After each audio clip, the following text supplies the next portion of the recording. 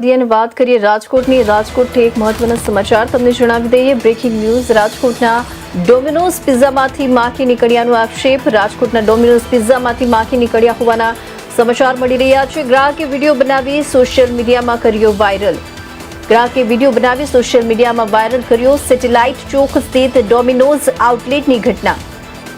ખાદ્ય પદાર્થોની સ્વચ્છતા અને ગુણવત્તા સામે ઉઠ્યા સવાલ હવે આરોગ્ય વિભાગ શું કાર્યવાહી કરશે તેના પર નજર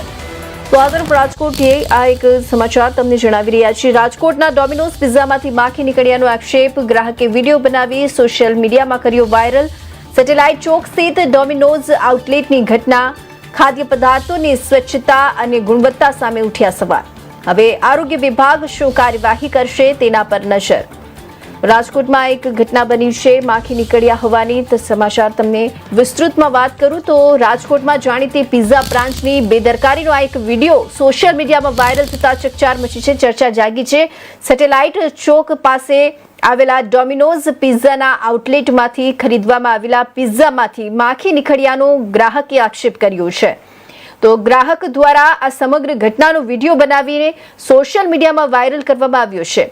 આ ઘટનાએ ખાદ્ય પદાર્થોની ગુણવત્તા અને સ્વચ્છતા સામે ગંભીર સવાલ ઉભા કર્યા છે ગ્રાહકોના આરોગ્ય સાથે ચેડા થઈ રહ્યા હોવાના આક્ષેપ પણ થઈ રહ્યા છે હવે આ વાયરલ વિડીયો બાદ આરોગ્ય વિભાગ દ્વારા સમગ્ર મામલે તપાસ કરી સંબંધિત આઉટલેટ સામે શું કાર્યવાહી કરવામાં આવી છે તેના પર સૌની નજર રહેશે મેલ્ટ થઈ ગઈ છે સેટેલાઇટ ચોક ડોમિનોઝ પિઝા આખી મેલ્ટ થઈ ગઈ ભાઈ એમ કે છે કે આ ઉપરથી પડી છે માખી હવે આમાં ખાડો પડી ગયો છે આખો જોઈ લ્યો